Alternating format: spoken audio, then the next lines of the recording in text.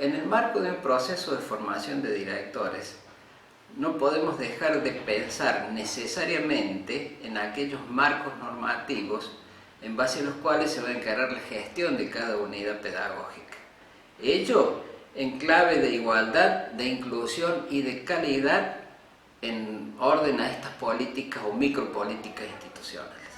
En este orden, la consigna sería identificar aquellas normas centrales que operan o que tienen incidencia en estas gestiones, y eso en referencia a la gestión diaria de cada centro educativo. En primer lugar, tenemos que hacer referencia a aquellas normas que en realidad encarnan principios y valores, en este caso de orden constitucional. La Constitución Nacional de nuestro país, de inicio, es decir, sancionada ya en 1853, establecía que la educación formaba parte de una política pública, era concebida como una política pública, en tanto en su artículo 5 le garantizaba a las provincias su subsistencia, su consideración como institución o instancia política, en tanto tuviesen una administración de justicia, una administración municipal y, curiosamente, garantizasen una educación primaria.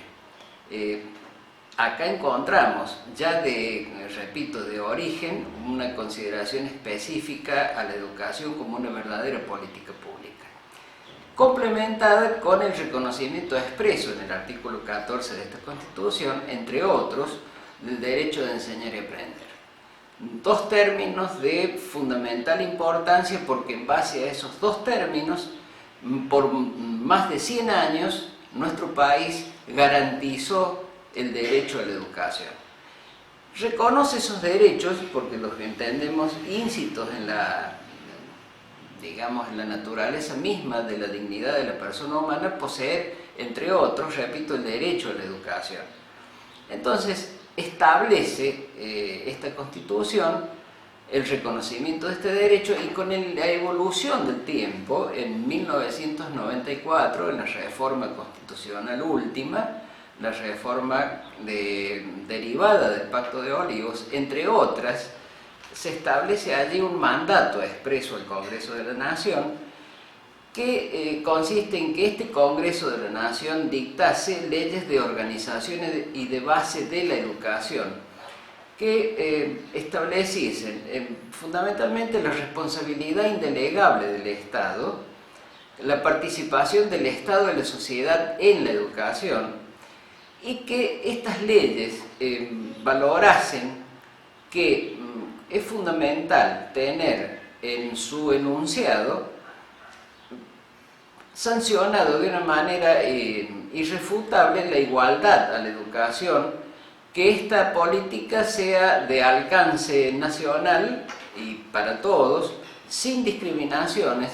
y obtener una educación pública, estatal, gratuita y en condiciones de equidad. Es decir, equidad e igualdad garantizadas por el Estado, sin discriminaciones, y que atiendan a las realidades regionales y locales.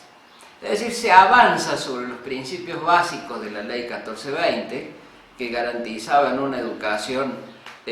obligatoria, gratuita y laica. Hoy es mucho más amplio el espectro, han pasado más de 100 años, otra es la realidad que tenemos, y a esto agregamos principios de equidad, igualdad en condiciones de equidad, sin discriminación, y con un margen que luego vamos a encontrar en otras leyes, que es situar el proyecto educativo en relación a las realidades locales y regionales.